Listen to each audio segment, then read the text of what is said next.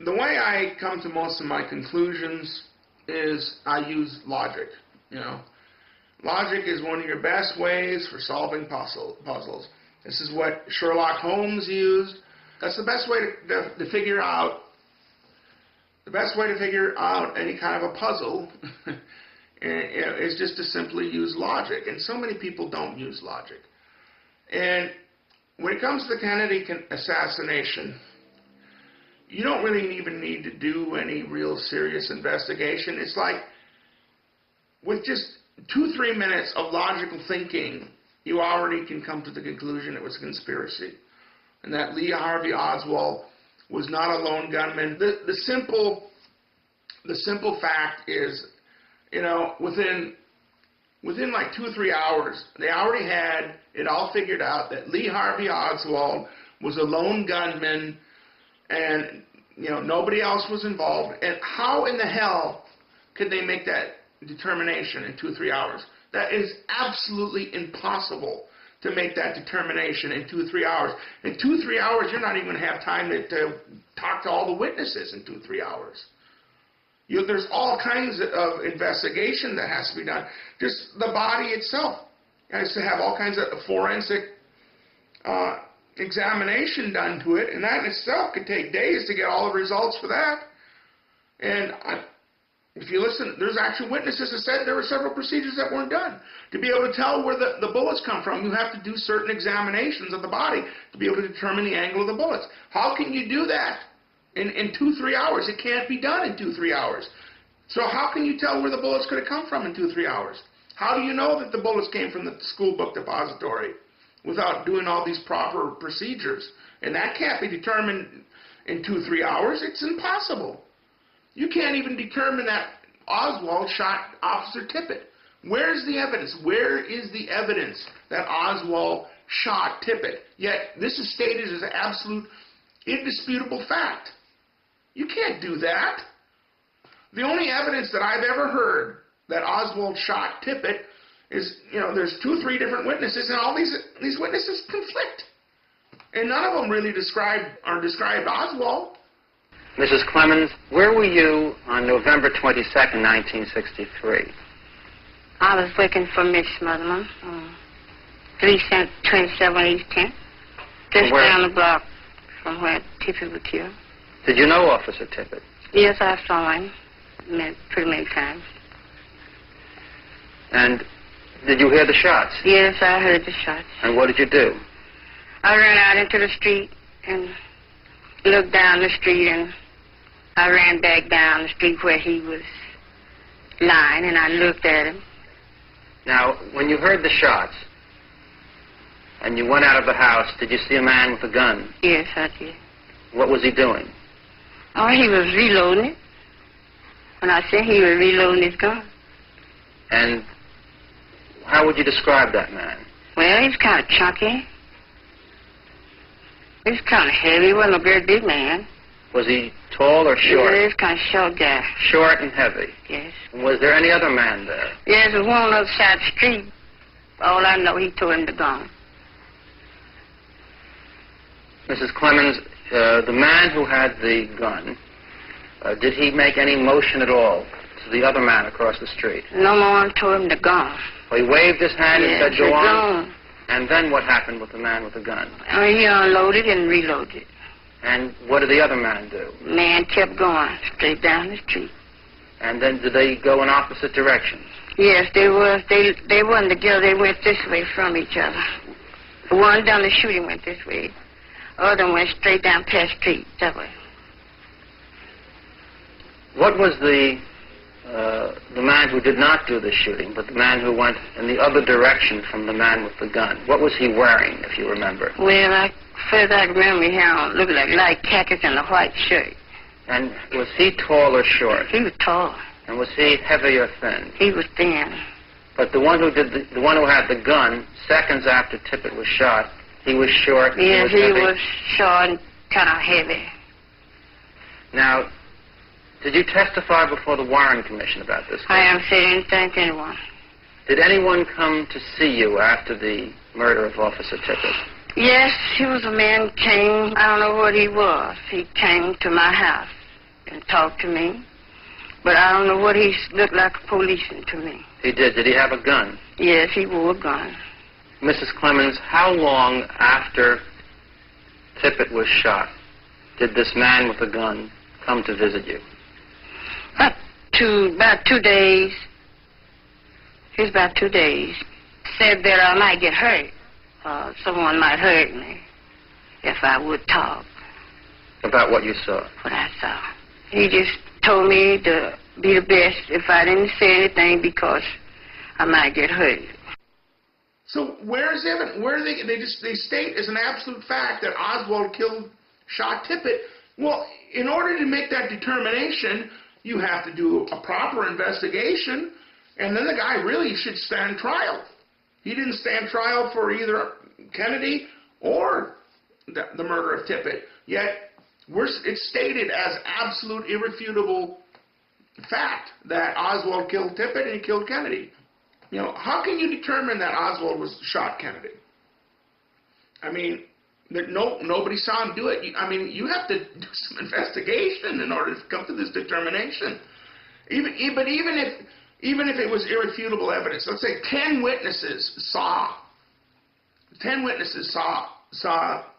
Oswald shoot Kennedy. Okay, then I mean that's pretty strong evidence. Okay, that Oswald did shoot Kennedy. There's no such evidence like that. But let's just say 10 witnesses saw him. And that's pretty strong, pretty hard to refute evidence. That's better than a smoking gun. But even if they had that kind of evidence, where's the evidence that he was a lone gunman? How do you prove that nobody else was involved? How can you prove that? You can't. And how can you prove that in 2 or 3 hours? You know, Oswald was part of this Fair Play for Cuba thing. He had defected to Russia and had lived in Russia for about a year or so. I mean, these are things that have to be investigated. This would take weeks and weeks to properly investigate these angles. How do you know that the Russians weren't involved? How do you know that Castro wasn't involved? You can't make that determination in a couple hours. It's absolutely impossible. There is no possible way using proper police procedures that you could make the determination that Lee Harvey Oswald was a lone gunman. It's not possible, and yet this is what we're told. It's just like 9/11. It's just like 9/11. Within less than a day, the whole thing was figured out. It was Osama bin Laden. They knew who the hijackers were. They had all this figured out in less than a day. I mean, how do you make that determination? Just the engineering investigation of the Trade Center should have taken weeks to figure out how these steel skyscrapers collapsed. And it was never done. And they didn't need to do it. They had it all figured out in 24 hours. See, all you got to do is logic, man. I've got a whole 9-part series on the Kennedy assassination on my channel. You don't even need to watch that to be able to make the conclusion that there was conspiracy. For those of you who believe that, you know, only the government's capable of discovering the facts, okay, the government actually did do a second investigation in '79 called the United States House Select Committee on Assassinations, HSCA, did another investigation, and their investigation was also full of crap, too. But they did say that there were at least 4 shots, and it had to have been at least 2 gunmen.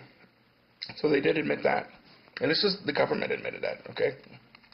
So, who exactly was involved with this assassination? Well, what I've been able to piece together, well, first of all, obviously the mafia was hired to do the hit. And the Man Who Killed Kennedy Assassination, Part 2, which I have on my channel, they go into the details about how it was foreign mafia people, and the reason for doing using foreign mafia guys was, you know, in case they get caught, they can't be directed, you know, just extra buffers, you know, they can't, makes it harder to trace back to the U.S. mafia, and harder to trace back to who actually ordered the hit. But our government was clearly involved. There's no question that the Dallas police were part of the cover-up. The FBI was part of the cover-up. There's absolutely no question. The Secret Service were part of the assassination. There's no question.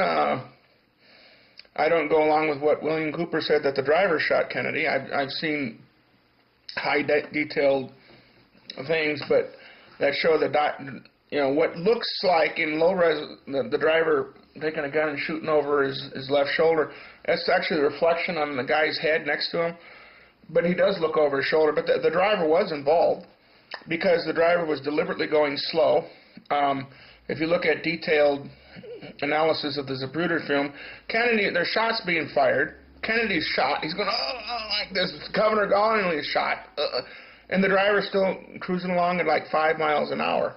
After the first shots rang out and it was obvious Kennedy had been hit, that driver should have had his pedal on the floor right then and there. If he had had his pedal on the floor, it was almost certain that the fatal headshot would have missed, because it's pretty hard to hit a moving target accelerating like that. He waited and he turned around and he saw the fatal headshot. Then he stepped on his gas pedal and took off. So there's no question he was. The CIA, the Secret Service, the SS, as I like to call them, the SS was clearly involved. They had stand-down orders. You got this famous shot here. Everything seemed normal. That is, up until this instant. What took place is so odd that we're going to examine the scene 4 more times.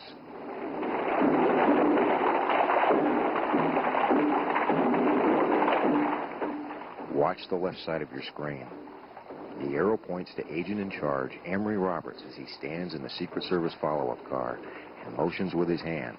What he is doing is calling away the President's 2 most important bodyguards, the bodyguards whose job was to protect the President's back by riding on the bumper of the limousine throughout the motorcade. This guy here, I'm like, what the hell? Another thing, if you look at the pictures here, you notice the car behind Kennedy. That was the car that Kennedy was supposed to be riding in. You notice this car has got stands on the side, and there's 4 Secret Service guys on either side. That's to protect the President as body shields. And the car, there's supposed to be two people up front, which were also supposed to act as body shields. All this was supposed to be body shields for the President, and the President was supposed to be in the car behind, not the front car. The Secret Service deliberately and intentionally violated every single one of their rules. These are standard procedures. They deliberately and intentionally violated every one of the rules, including this going around this little corner that they have. As you can see, this thing here, this coming around here, that they should have just gone straight down, but instead they make a turn here. They're not supposed to do that. And if they do make a slow turn like that, the President's supposed to be completely covered, and they didn't do that. I'm going to get into this a little bit later, why I believe they did this little jog here. Talking about like the Secret Service, I mean, I've always wondered about that name, Secret Service. I mean, just the name Secret Service. I mean, was it Secret Police? I mean, it sounds like the Soviet Union or something. You know, I mean, what kind of a name is Secret Service? And it SS. You know, just like the black shirts, the Nazis, what the hell, Okay, according to witnesses, 54% or 51% thought there were shots that came from the school book depository, and 33% thought there were shots that come from the Grassy Knoll area.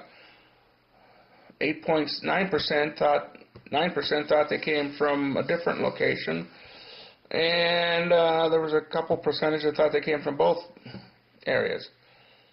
Now, if that's 33%, that's versus 54. That's quite a few witnesses that thought they had shots going from the Grassy Knoll. So why did they just rule that out? Why is the Grassy Knoll ruled out?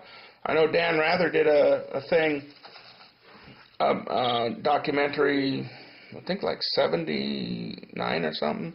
I remember he poo-pooed. He said there was only 3 witnesses that thought they heard shots from the Grassy Knoll, and one was deaf, one was retarded, and no, there were a lot more than 3 witnesses. That's a complete lie. By the way, Dan Rather was one of the ones who testified to the Warren Commission and all this, and he was just a mediocre newsman, and all of a sudden later on he's at the top of CBS News. Guess he got his rewards for lying.